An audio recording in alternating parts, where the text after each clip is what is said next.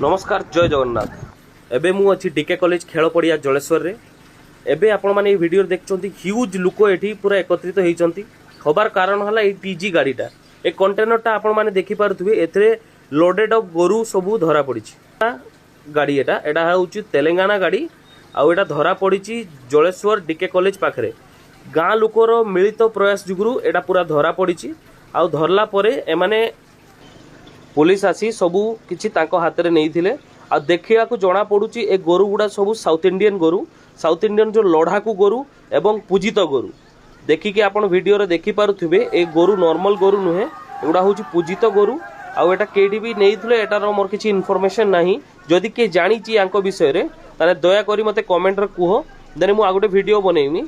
से वीडियो रे मु कहि पारिमी कि ए गोरु केटकार आ केमती एटा धरा पड़ला।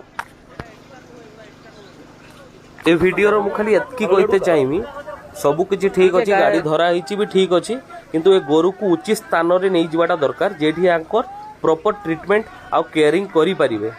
एरको नुहे जे एठी सेठी नहीं कि आंको मारी दिया जाऊ, याको उचित स्थान को नहीं जाइकी गोटे भल जगार जहाँ को एटा को कई मंदिर फंदिर को जो दान दे दिया जाऊ, जेटा को याको ट्रीटमेंट आपात करि परिबे।